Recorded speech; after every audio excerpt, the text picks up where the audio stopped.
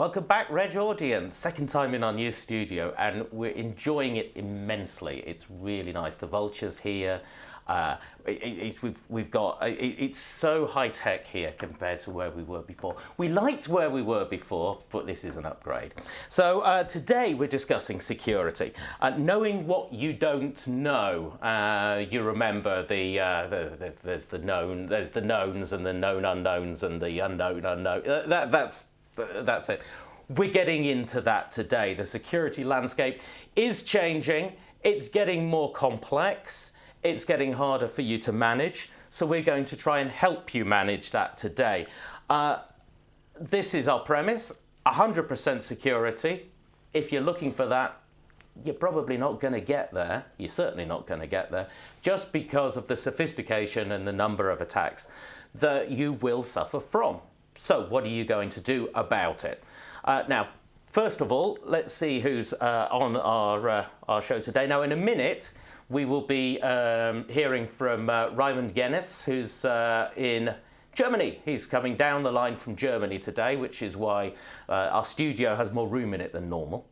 And he's going to be taking us through, first of all, some of the attacks, and secondly, what you're going to do about it. But luckily as well, in the studio with us, we have the Dark Lord. He's back again. Tony, welcome to our new studio. Thank you very much, Tim. First time Good to be here. back. It is indeed. Isn't it terrific? It's different.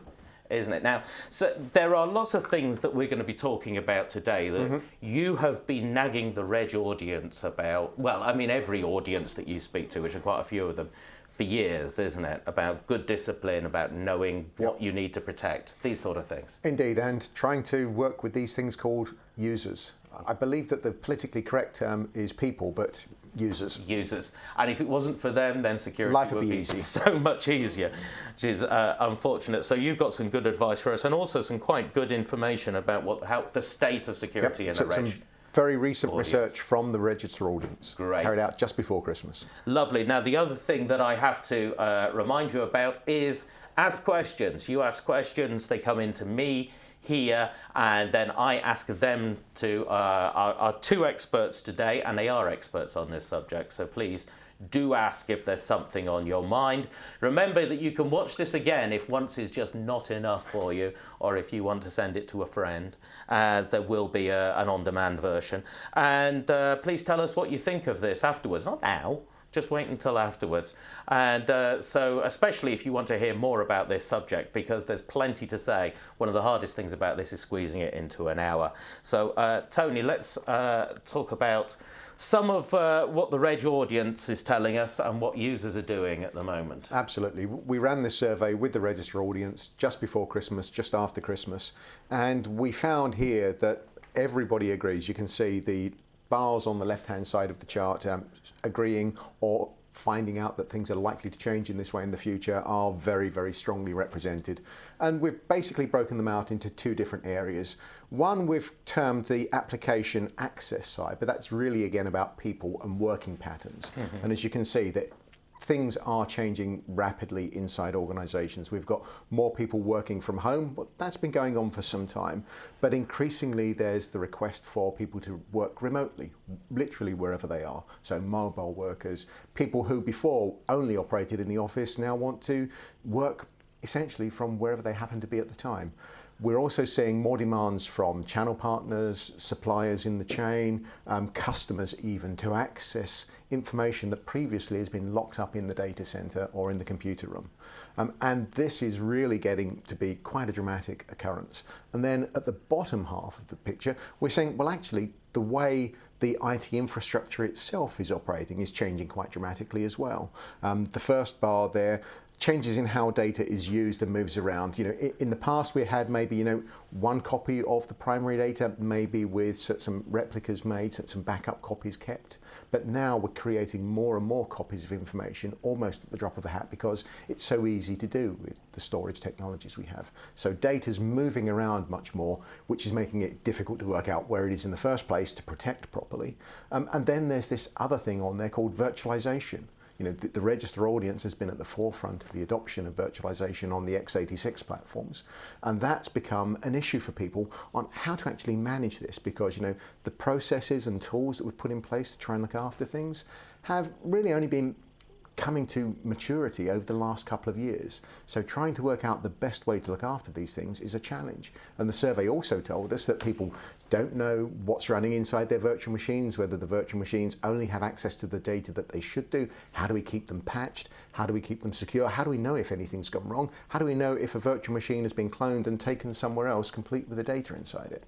So all issues in there. So this is kind of like the dark side of what we've been talking about for a couple of years now, the virtual machine sprawl. Exactly. Where you have, so what that means is you've got the physical devices to protect, but also then you have these. And these virtual machines are so easy to create that you're no longer sure. And when you look at them from the outside, unless you've really got some good technology to peer into them, you're not quite sure what a virtual machine actually holds from the outside. So when you're trying to look after, tens, hundreds, thousands of these things, it's a challenge. And then the bottom bar on the chart is cloud, which some people would have is taking over the universe immediately, but the register audience tell us that certainly the adoption of cloud and hosted traditional managed services is something that's causing more and more security problems. Good. Oh, well, plenty of problems. Now, what about this? What about this chart then? We're looking at the perceived security threats. Yes. So where are the threats actually coming from? And this is the perception. This is what people have said. This is where we think. This is where the register audience are telling us there are problems. Yeah. Again, in the past, when we've spoken with people on surveys, we've tended to have the official response that most of the threats are coming from outside of the business. But when you actually talk to the guys, over a beer afterwards, they'll say, well, usually the biggest problem's inside the firewall, with people either losing things, stealing things deliberately, or just things going wrong. That's now pretty much in balance when we look at this. We've split the chart into two halves, friendly fire and enemy fire, and you can see that, that the problems, that those people rating them very high, are pretty even across both sides of the fence. So employees in the office, yep, they're a challenge. Connecting remotely, definitely a growing challenge, as we just said. Customers and prospects, again, posing additional issues that need to be addressed on the security side. And then there are the people coming from outside. Opportunistic attacks, hacks, attempts, those are all highlighted in there. Targeted attacks becoming much easier for people to execute, down to the advanced persistent threats, the very sophisticated challenges where people are deliberately looking at you and going to great lengths, including social engineering and everything, to make sure that they can try and fish information from you with economic benefits. And right at the bottom of the chart, there's this small issue of national government agencies. Do we really think that the governments are after us? According to the charts and the register readers, the answer is definitely yes. And there is some evidence to support that. There certainly seems to be some evidence to support this, yes. Yeah. And the right-hand side of the chart, do we think things are changing? They're going to get better or worse? Almost uniform agreement, things are going to get worse. Things are going to get worse. Well, it's a good time to bring in Raymond down the line from Munich. Raymond, good morning, good afternoon. Thank you, Tim. Now, you have supplied, when we asked about the threats, you supplied this slide with 4 pictures on it of the types of threats that people might suffer from, or that people might perceive that are their vulnerabilities. You tell us a little bit about those, especially you've been listening to what Tony's been saying. What do you think of what Tony's been saying as well? Yeah, it's actually what I really like. What Tony has presented in this chart is exactly what we are seeing, and of course what the register readers are seeing. What I really like is this, friendly fire and enemy fire, because you actually have to fight multiple battles. But when we are talking now about enemy fire, it's not just one guy, who's doing all the job. In the past, it was pretty easy. All the standard malware, all the standard viruses we've been fighting for the last 25 years, this has been normal stuff, and it normally has been created, by some guys who did it for fun, then some guys who did it for profit. But we also saw a lot of script kiddies who just bought a toolkit in the underground and tried something to make some financial gains or some pranks and this kind of stuff. And these script kiddies, they still exist, but it's easier than ever to buy these toolkits because it's a big business out there to develop these toolkits and to sell them. And then we throw into the mix professional cyber criminals. These guys are really stealing your information or try to steal your money. And it's credit card information, it's online banking accounts, all this kind of stuff. It's ransomware, which locks your computer and you have to pay with bitcoins or Ucash. And funny enough, there was a case earlier this year where a police station in US was infected with a ransomware, and they paid with 2 bitcoins, which have been worth 750 UK pounds, to get access back to their police computer.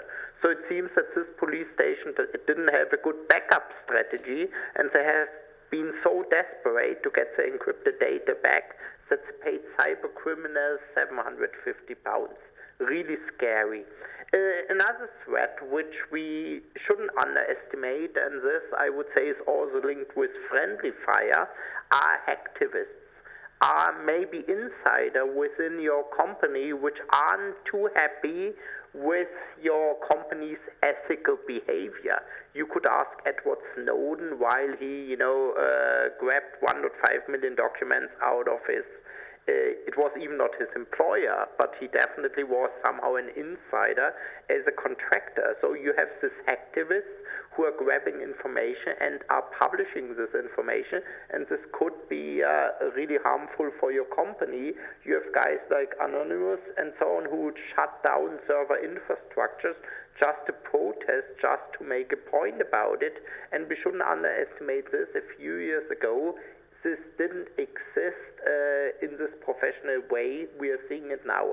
And then, of course, we have, as readership also was mentioning, national government agencies, and it's not getting better. It's getting worse because also these guys, they have a lot of money.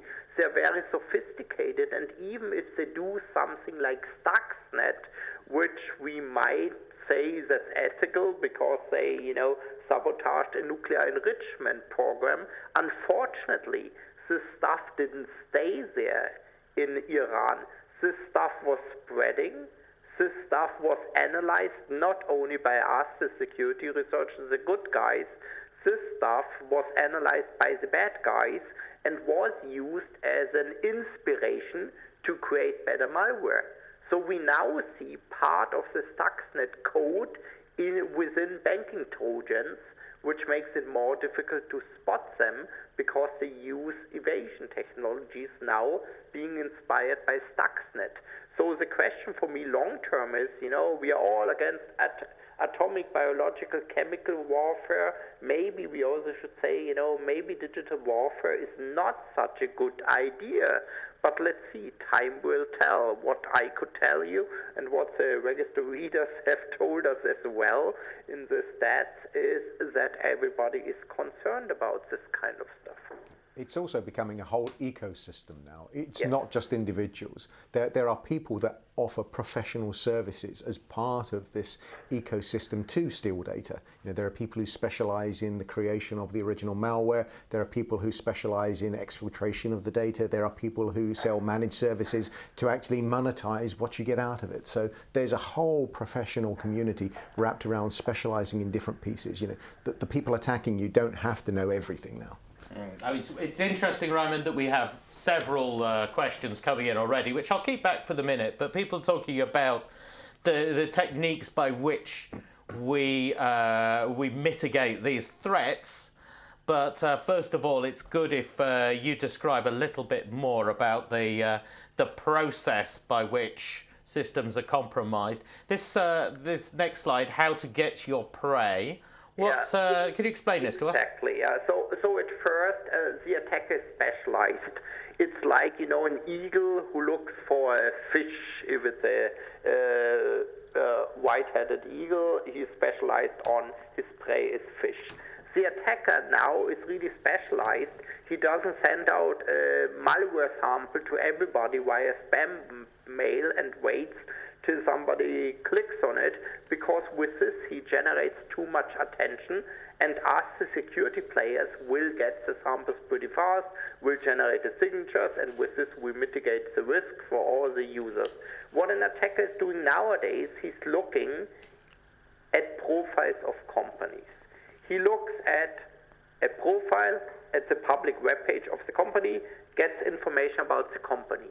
Then he looks in Facebook, he looks in LinkedIn, and he's looking for people within the company which have revealed information about their hobbies, about their lifestyle, about their families, about maybe even work-related stuff on Facebook, or very likely on LinkedIn, what the current position is, all this kind of stuff. Easy to research, it's easy to probe, where they live, how their house look like, look at Google Maps, all this kind of stuff.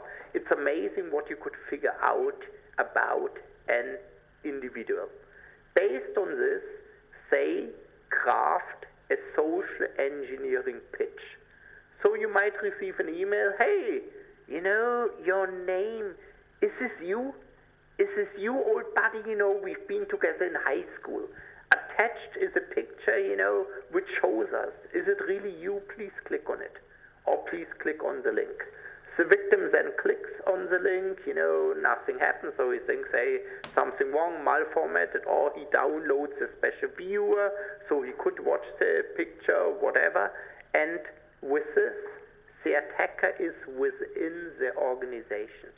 It went through the perimeter via email and likely with a URL to click through within this email. It doesn't need to be a zero-day vulnerability. You could convince the user to click on something, to download something, to execute something. Based on this, you have the initial compromise, and the attacker then instructs the initial infector to download additional components, and with this, the attacker owns one machine within the perimeter. It's unlikely that all the information the attacker wants is on this specific computer. So the attacker will start from this computer system to probe the internal network. He will look for open network shares. He will look for servers which are accessible from there. He will record usernames, passwords. He might start a network sniff for all of this to get more information about the network. And very important, different to traditional malware, it's not automatic. There's an attacker who is communicating via a command and control server with this piece of malware. Then he tries to get to key servers where the data is, and then he tries everything to steal the data. And stealing the data is not a job of a few minutes, because when you try to transfer out all the intellectual property, your network-based IPS, IDS system, your DLP system, network-based, will scream and shout, and you will see the red flags that somebody is probing your network. The attackers know it, and the attackers know that when they are successful, when they are not greedy, the average time from infiltration, from owning a machine within the perimeter, until the affected company detects it, spots it, is an average 210 days. So the attacker has a lot of time. This is why we call these threats persistent threats, because they are within the computer network for quite a while. So he has all the time he needs to grab the data, to steal the data, and to transfer it over. And if he's not too greedy, nobody will spot it. Again, ask the NSA. All these 1.5 million documents have been tagged with top secret, but they have left the building.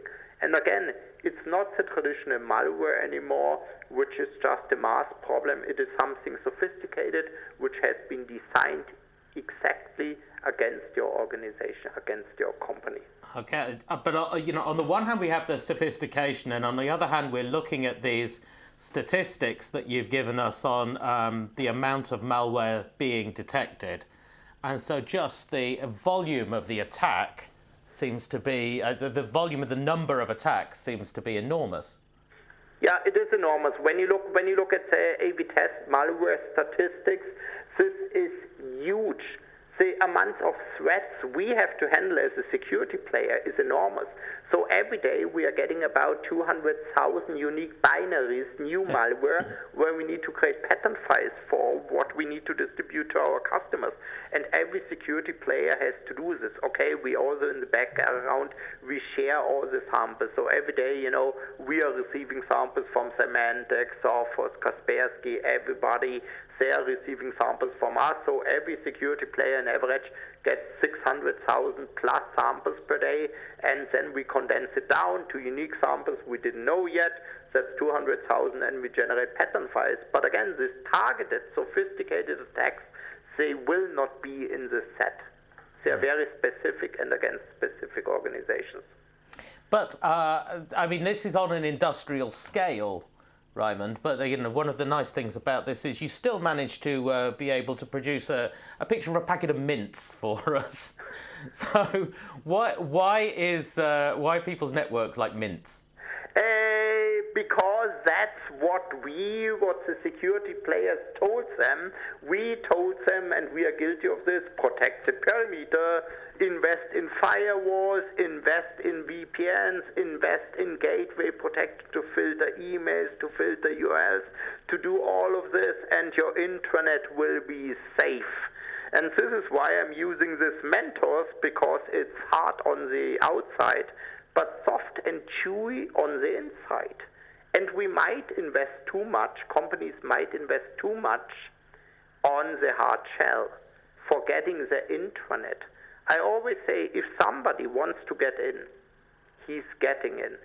And maybe he's not getting in via this social engineering example, what I used, how to find your prey. Maybe, he bribes somebody from the cleanup service, from the external cleanup service, or the attacker drops a USB stick on the parking lot, or the attacker hires a hacker who probes the firewall, or, hey, next week Microsoft stops the support for XP. Do you think no vulnerabilities will be discovered anymore? No, but likely you still have this old XP machine within your network. Somebody will find it from external and will probe this and then manually install this piece of malware, which is an information stealer. So we have to accept that your intranet is soft and chewy. This is what the attacker wants to get. He wants to get the data within. He wants to get this information out of it. And your perimeter defense will not help you too much. No matter how high you build the fortress, if somebody wants to get in, he's getting in. And you have to accept it. You have to realize, and based on this, you have to change your IT security strategies.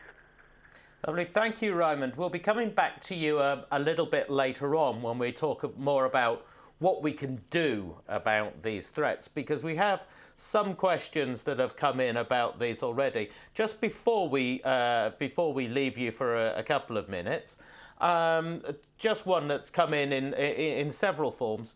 What we're going to be talking about is what the security industry is starting to talk about as holistic security and holistic scanning. Is it? Can you briefly explain what that means? Yeah, holistic scanning for me is another buzzword, like cloud computing has been a marketing term, like advanced threats, or especially APT has been a total marketing term. For me, holistic means that you look at different layers, that you look at different models, and that you really look at the attack behavior, not on individual components, not just on files, not just in URLs, not just on IP addresses. I give you a simple example. There's a very famous attack toolkit used in a lot of targeted attacks by the attackers who do the social engineering first. It's a toolkit you could buy for a few $100, depending on the service level, for a few $1,000. This tool is called Poison Ivy. It's a RAT, remote access Trojan. So you infect the computer with Poison Ivy within the perimeter. It encrypts all the data before it sends it out. So your network-based DLP will not spot anything. Your IPS will not spot anything. Your IDS will not spot anything. And before you send Poison Ivy to the victim, to the company you want to get in, you use a cryptor, which is another component which changes the binary code of poison ivy, so we as the security players don't detect it anymore, because we don't have the sample anymore, and this crypto stuff is really good. But when you know that poison ivy, to create the encryption tunnel with the attacker, with the command and control server, does a handshaking routine with the server to negotiate on the encryption routine, and the handshake always looks the same. When you have a network sniffer which is looking for these handshakes, and you see the handshake, you know exactly which machine within your network is infected with poison ivy. You will not see afterwards what they are stealing, but you know that you have a poison ivy on this computer in your network. And that's a holistic view, not only looking at files, not only looking at URLs, not only looking at stuff, but looking at everything, including network communication. Lovely. Thank you, Raymond. We'll be back to you in a little while when we'll be looking at exactly how users can put in place behavior, systems of behavior to take the best advantage of this kind of capability. But thank you for your contribution so far. We're back to you now, Dr. Stats. Yes, indeed. Because you have some information about how Reg users are managing the problem at the Exactly, moment. and the first chart here very much covers the point that Raymond just made. That, at the moment you've got lots of different elements in your security defense that are essentially all individual pieces of either software, hardware, combination of the two. And as you can see at the top, the register audience told us 80+% that they either have a significant problem or at least unwanted distractions with disjointed, complex, hard to manage environments. That's really at the heart of things. We haven't got that holistic view of what's going on in security because there are currently so many different elements, each of which have been implemented, in turn. And lots of them actually have been implemented over long periods of time, which brings in the second bar there, where we've got old technology that's basically been in place, for the last 3, 4, 5, 7, 10 years. And it's not just XP PCs, there's still old versions of operating systems on the server side. There are old pieces of firewall equipment or load balancers, everything out there. We've got a huge range of different kit because that's the way we've bought things. Piece by piece, none of which is actually managed together. And that puts the last element there, which is probably the most significant, that there's a real overload on manual labor, the IT guys out there in the register audience looking after this stuff. And the pressure that everybody's working under today means that, some things may not get done, or they may not get done in time or as quickly as we'd like, or simply that mistakes happen. And that's a big challenge. So when you've got the volume going up and the sophistication going up exponentially like it is, those manual processes break down. And user demands going up. Yeah. Everything's combining together to make it almost impossible to manage everything as a whole. We just don't have the time and the human resources to do that. So let's look at the next one, managing application performance. Yeah, this is performance and security. The top half is looking at performance because quite often we put in solutions that increase performance, but not always increase performance in a secure fashion. Right. So we might, just as we mentioned earlier, throw more virtual machines at a system that's being overloaded. But we haven't actually checked to make sure that those virtual machines are secure. There's always been that tension, though, Always, hasn't there, Tony? absolutely. Between access and risk. Exactly, and you can see that almost half of people say that performance side is an issue. Even more think that when we look at not just inside the data center but out to the cloud or private clouds internally, they are also now an issue. So cloud has come from 2 or 3 years ago being something for the future to a problem that people are looking at now, and we don't have the tools to manage everything coherently, whether it's inside or outside or potentially both together. Yes, we do have a couple of questions, Tony, actually, from people saying that users being one of the biggest vulnerabilities within this sort of thing. I know you're going to get to this, so keep this in mind because some people are asking about it. And again, it gets back to some elements that Raymond was talking about earlier, that targeting of people and the way they behave, which is why education for end users around all things security is really important. But we all know that education budgets are usually one of the first things that are cut, or even completely eliminated. Or we just assume that people know what they're doing with security and... I'm not sure that anybody in the register audience would assume that users know what they're doing with security. Yes. If anyone out there disagrees with me, please tell me. I don't think anyone will disagree on that one. That's true. However, I suppose one other thing is in the business there is. Outside the IT department sometimes with some people in the business, people assume how difficult can it be? Just people who just use common sense. Well, it's interesting. We've got a survey that's still underway at the moment where we've asked people about who's responsible for security when it's not even equipment that IT itself has brought into the business, that it's machines that people are using, their own personal smartphones, What's the answer? Tablets, etc. Interestingly enough, the majority still think it's IT's problem, even though they don't even know it's there. Even though they don't know it's there, they don't know whether people are using cloud services for business purposes.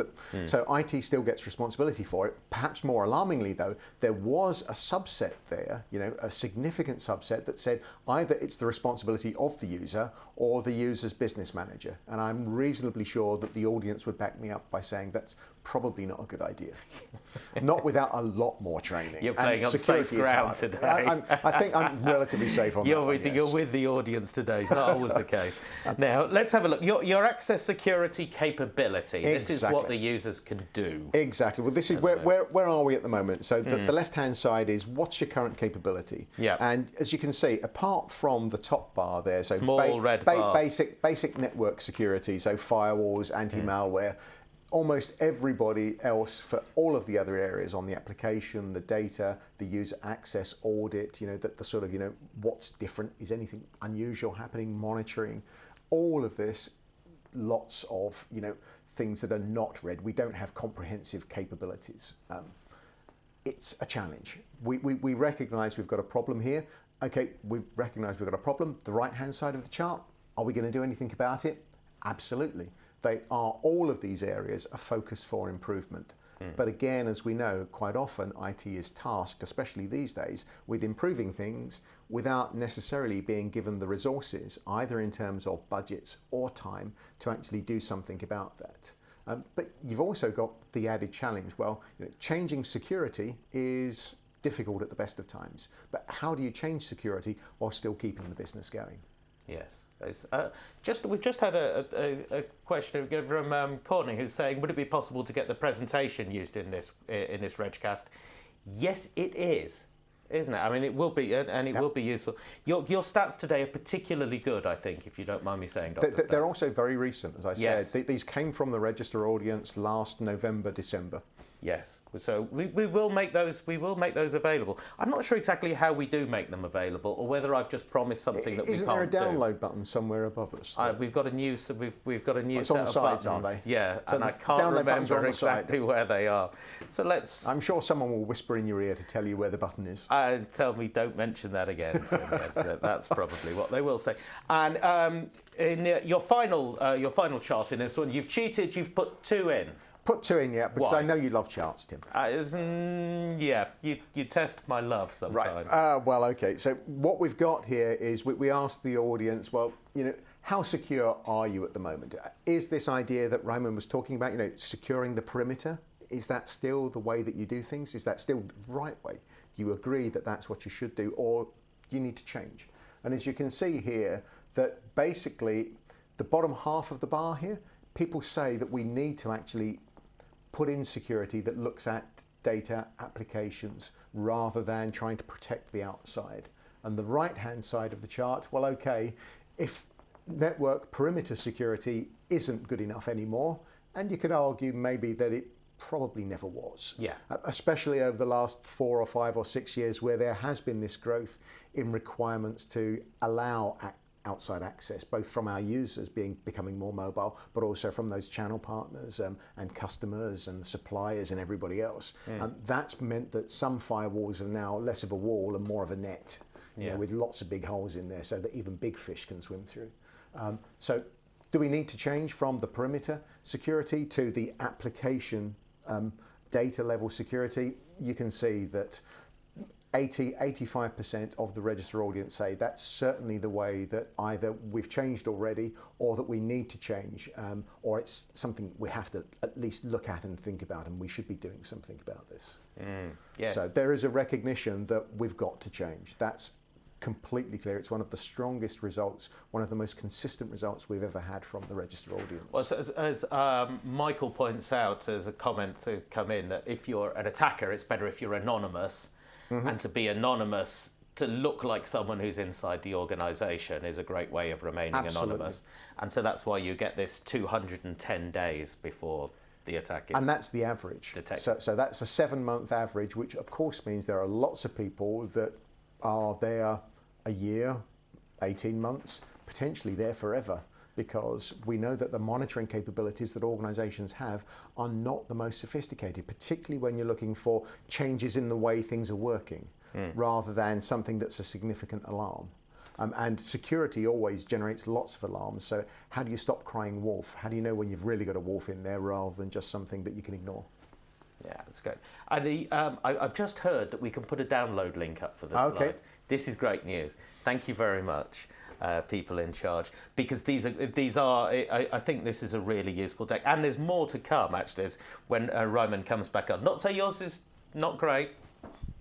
Finally, but your pie chart. Finally, I don't like pie charts, but I'll give you this one. I like pies, but anyway, the pie chart is basically making that final point there that people recognise that we need to move from being perimeter centric in terms of security to something much more application and data centric. As you can see, there's about 10%, 11% say that that's already the way we're doing things, but the nature of web surveys are that you tend to attract people that are more into it. That are interested so that in could be it, a slightly higher proportion, or even a significantly higher proportion. Even so, it's still than too in the low. real world, but it's still lower. But as you can see, a quarter say that we're moving in that direction already. Another quarter saying it's something we need to explore, and essentially another quarter saying it's not our agenda at the moment, but it really should be. So people know that we need to change, move to protect the data, protect the application, rather than try and build a big wall to keep everybody out. All right, well, let's try and sort some of this out. And by bringing Ryman back in for the last 20 minutes, and we can look at how we deal with these threats. Ryman, are you still there? Of course I'm still there, and Tony, Tim, thank you. And the audience might not know this, of course, we prepare this, we talk about it, and it was amazing, seeing the statistics from the register audience, because that's exactly what I'm seeing all around the globe. So it's not just, the register guys who maybe are more paranoid or are more honest, because they are really honest about it and say, hey, not too many have moved from the network parameter to the application parameter. It's actually only 1 in 10, based on these statistics, has made the transition completely. But it needs to happen faster. And I think that's important about it. Again, as I mentioned before, if somebody wants to get in, he's getting in. And based on this, we have to rethink our approach to IT security.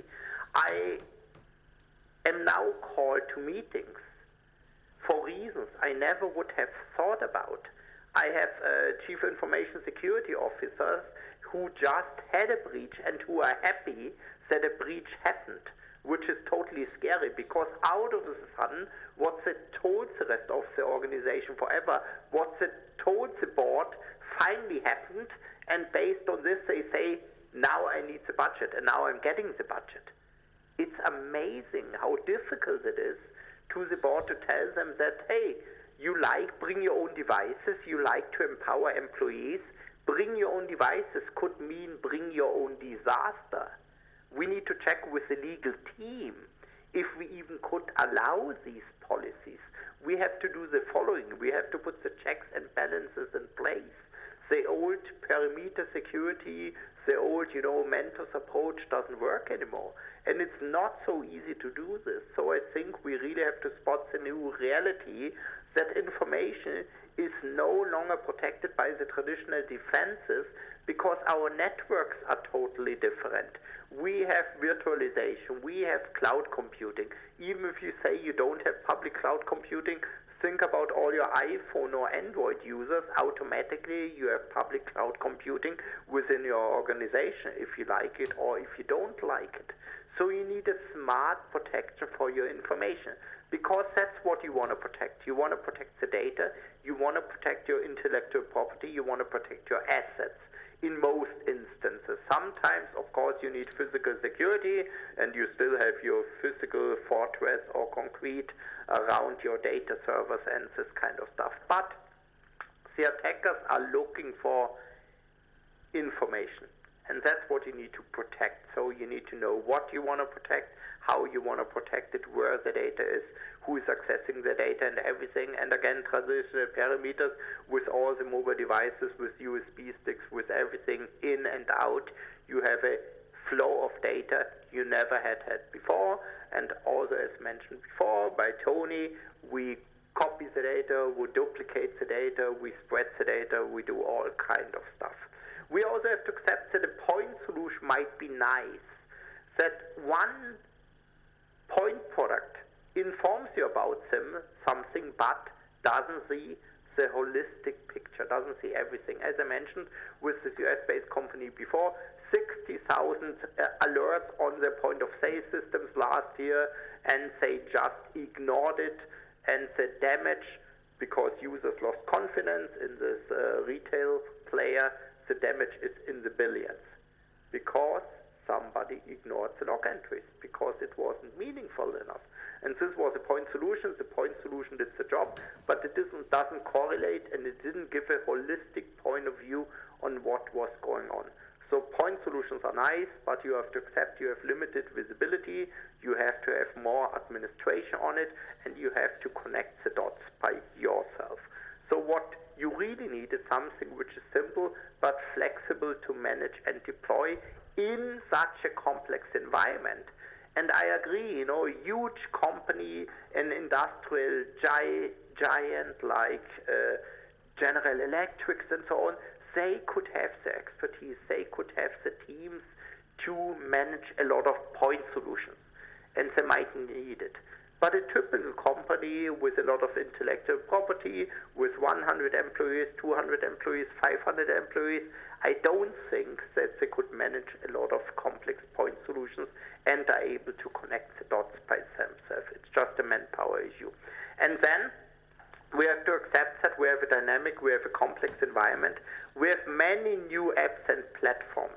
To be frank, we at Trend Micro, we are doing this now for over 25 years, protecting our user base, and sometimes I'm looking back at the good old times. Wasn't it nice when we had this Windows monoculture? Wasn't this beautiful? Because, hey, we needed to provide one kernel driver, a vulnerability affected everybody, but we also knew how to protect against it. We knew what was within our network. Now, everybody has Linux system within the network, even if they don't know. Look at your network attached storages. Look at your routers. Look at all this kind of stuff. It's all Linux. Look at all your smartphones at the different flavors. Let it be, BlackBerry, Windows Mobile, iOS, Android, all this kind of stuff. You don't have this monoculture anymore, which makes it more difficult to manage it, to protect it, and also to patch it. You have a lot of new apps and platforms you haven't thought about 3 or 5 years ago. So you need security that actually fits an evolving ecosystem and which is able to protect all these different layers, all these different devices.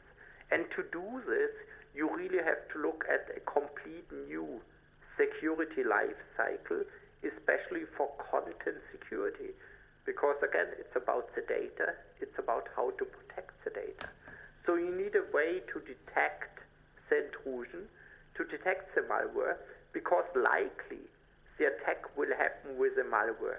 Even if the initial breach is, somebody from the cleanup department, an external hacker, he will try to install a piece of software on a machine to get control of the intranet, of the soft core. And that's best to be done and easiest to hide with a piece of malware, which looks like a user, which has the same access rights as a user, all this kind of stuff. So you need to detect malware, not only the binary, but also the communication, the behavior, and all the stuff which is invisible to the traditional defenses. You still need the traditional stuff. You can't just switch off your firewall. You can't just switch off your encryption saying, yay, the RSA key is anyhow weak or this kind of stuff. You can't do this. You still need all of this. But you need something in addition for the complex, for the sophisticated targeted attacks. You need to be able to analyze the risk and the characteristics of the attack and the attacker. Because as a matter of fact, do you really think when you detect the attack, when you block the attacker will stop? No. He will try something else. He will try something more sophisticated. So you have to consistently monitor the events, and you need to try to map it to, oh, the attacker is using the same IP range, so it's likely the same guy again, now trying a different approach. So you really have to analyze the risk and the characteristics. Then you have to adapt the security automatically. You, for example, spot that the guy is always using poison ivy, but different generation of poison ivy, he's getting more sophisticated with cryptos. You need to adapt your security for this. You need to say he's always using this IP range to send in the initial emails. You better block this IP range. You have to create custom signatures because this malware might only exist for your company environment. And to be frank, we nowadays have customers who want to create their own signatures, who want that our tools are enabling them because they don't want to send us samples anymore, because it reveals too much about their organization. They don't want to share it with the security player, no matter where or what the security player is. And you need to be able to respond using the insight you got from all the tools, from all the processes, to respond to your specific attackers. And not only this, also to collect enough evidence, forensics, and all this kind of stuff to, for example, say, hey, that's a direct competitor out of Manchester, and it seems that he wanted to get my customer database. Because then you need this evidence to be able to testify in court and this kind of stuff. So it's really getting pretty complex. But just, saying, hey, another piece of malware, I cleaned it, is not enough anymore. And you need to look at different layers of protection. Let's start with complete user protection. It's really about protecting any device, and as the register audience also mentioned before, and as the questionnaire did, apps. It's not only network perimeter, it's application perimeter. You need to protect any device, any app, anywhere. No matter if the guy is using his mobile phone, from India to access company resources, no matter if the user is working from home, no matter if the user is working within the perimeter, you need to address what the users are doing nowadays. They use Dropbox, they use removable media, they communicate with email and messaging, they don't separate anymore private emails and business emails, they do all kind of web access, distribution of documents between different devices to work on them for business reasons. Cloud syncing and sharing, collaboration tools, working on documents together, social networking, revealing stuff about the companies, which makes the company vulnerable. Yeah, and the tools for this is traditional anti-malware. As I mentioned, you still need it. You need content filtering, looking at the content of the data, not just at the binary, but what's really in it. Data loss prevention, maybe not just network-based, but also based on the device, because then the attacker can't fool you with encrypted network traffic, because you see it on the device. When it's grabbed, encryption is extremely useful. Encrypting your data makes it extremely difficult for the attacker if it's not transparent encryption, if he doesn't compromise your key servers. Device management, what device is allowed within your network, what is your acceptable risk, and maybe we should go to a method where we have more and more application control, because certain set of users should do certain tasks with their computers. They shouldn't be able to install computer games. They shouldn't be able to install Skype or do other things. there are certain computers which do certain tasks. I'm also talking about industry automation and so on, and there it shouldn't be possible to install additional software. So instead of blacklisting, you do whitelisting. You have a set of known good applications, let's say from Microsoft, and your own applications, and only this stuff should run. These are a few examples what you could do with a complete user protection. And Right, Raymond. Then we have to look at cloud. Yes, before we get on to that, Raymond, there's a question here from Jonathan. He's saying that we hear a lot about endpoint security. His argument about this is that we shouldn't be thinking too much about endpoint security. We should be thinking about encryption and controlling who has access. That's a good point, and that's for me part of complete user protection. But I would say some devices you have to control it, some devices you have to encrypt, some devices you have to talk about application control. It also depends on what you could do on the individual device. And you always have to look at the user behavior. For some users, you might want to build up several personas, like users bringing in their own device, bring your own device. Maybe, you allow them to do whatever they want on the device, but if they access critical data, the device is just a dumb terminal accessing a server, and you virtualize Android on a server farm. With this, you solve a lot of problems because the business data is never on the device, and the user is working with two personas. When he does business tasks, he's one persona. He does only what the company allows him. He sees only what the company allows him. On the other hand, he uses his device for private. Again, it really depends on the user behavior. Yeah. It's difficult just to say black and white, yes or no, because we have such a heterogeneous environment. And the other side of that is that, security wrapped around these end user devices will impact the user. So if you're limiting them in some way, they've got to understand why they're being limited. So education is a big part of this, both to improve security generally, things not to do and why not to do them, and things to do and why you should do them. It's the why elements that people really need to understand. Yeah, absolutely. And this, personal computer thing, it's my computer, it's my personal computer. It's a company asset. Mm-hmm. And, the company has to protect the company assets. And the users have to understand it. So, really education is a big part of it. And the whole idea of centralizing the data, though, and keeping it only in the center is important. And it's certainly something that the register audience has seen as a way to move forwards. But again, that's something that until you've centralized everything, it's hard to carry out. So as long as you are allowing people to access things on devices, if the data sits on that device, you've got to have some other means of protecting it. You do, at the very minimum, have to secure that device. Because if they can read the data, then they've unencrypted it anyway, so your encryption is gone. And if they've got a means of copying it or screen scraping it or something, you need extra. It's all about that layer that Raymond was talking about. I understand, Tony. We have to move on. Raymond, you've got about 6 or 7 minutes, unfortunately, left in this. And we have to speed through. End user protection, really, really complex. What is a little bit more easy is cloud and data center security, because here you could say, protect your physical servers, protect your virtualized machine, protect private cloud and public cloud. Again, physical, virtual, private, if you believe that you could protect your internet pretty well, maybe you don't need such a strong encryption there.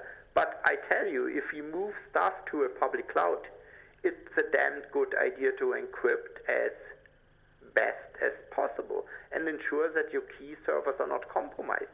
And the beauty, especially of virtualized system, is that you could do things you could better than with traditional servers, like, for example, protecting from the hypervisor layer, like laying a shell over the systems and protect against vulnerabilities. So even if you can't patch your system immediately, the shell is protecting the virtualized machines via the hypervisor from all the intrusion attempts for vulnerabilities. And this plays especially a role with XP, because XP, end of support, end of everything, next week actually, you will not get patches for Microsoft anymore. But I bet there will be new vulnerabilities discovered this year for Windows XP. So this vulnerability shielding, virtual patching for virtualized machine, perfect approach. You could do a lot of stuff there. I wouldn't say that cloud is decreasing security. If you do it right, it might increase security because it also makes it more difficult for the attacker to spot where the data are if you have distributed networks. Yeah, and then we go to custom defense, as I mentioned, with how to get your prey. The attackers are sophisticated and say you can't fool them easily. And what I hate in our security industry is that always somebody comes up with a silver bullet. The latest silver bullet against this kind of sophisticated targeted attacks is sandboxing. You put a sandbox, the attacker gets into the sandbox, the malware detonates, and you spot it, and you know that you are under attack, and you could stop the attack. Do you really think that an attacker who's sophisticated, who did social engineering on your company, is fooled by a standard sandbox? Do you think he will not look at the registry if your company name is in the registry, if company documents are on the system? So you need custom sandboxes. You need to be able to actually make an image of your standard desktop computers without too many confidential data, of course, and put it onto a custom sandbox. Otherwise, you don't fool the attacker. And it's shocking that only a few solutions are offering, for example, custom sandboxes.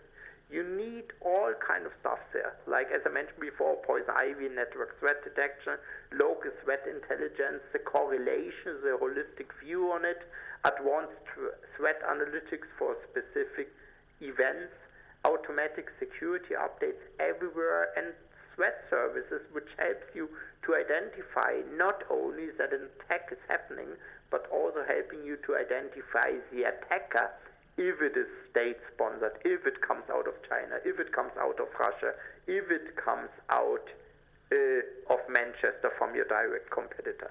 That's what you need to do. That's what you need to spot. So for me, a smart protection, you need to be informed. It needs to be a layered approach, because you will not be able to protect all the devices. So you need to do a lot of work on the network layer. It needs to be interconnected with great context, so it puts the dots together. It helps you to make decisions. The systems must raise the red flag. It needs to be real-time, of course, and it needs to be transparent. When you dictate too much to the users, they will find ways to avoid security. That's what we have seen in the past. So you need to find a balance. You need to have user education so the user understands it, but also accept it. So to finish with the best practices, look at data breach protection, look at privacy, especially important this year, vulnerabilities, especially for XP, be extremely careful. And also look at all the smart sensors, all the office automation stuff, this Internet of Everything, Internet of Things. Everywhere you might have mini Unix servers which are vulnerable. So these are 4 areas I definitely would look at this year. Okay. The other thing is that all of these systems preferably need to be integrated so that they are simple for the IT teams to manage and find out when there are problems. Because again, if you've got all of these as silos, how do you look after them all? You need to know that the messages that you're getting from whatever protection that you've got, these are just the messages that you need to give attention. You need everything to be as automated as possible, because otherwise you just can't keep up with things. You need them to talk to each other so that they can cross-correlate to work out whether something's happening on its own might be okay, but when it's happening at the same time as 2 or 3 other things, that maybe that's then an issue. That's why you need these things to talk to each other. And again, from survey after survey, the register audience has told us that integration between platforms is really important, because it means that they're no longer the integration glue that holds everything together. Now, Raymond, we're more or less out of time. One interesting thing is we've got a lot of questions that have come in, and we haven't had time to answer all of them.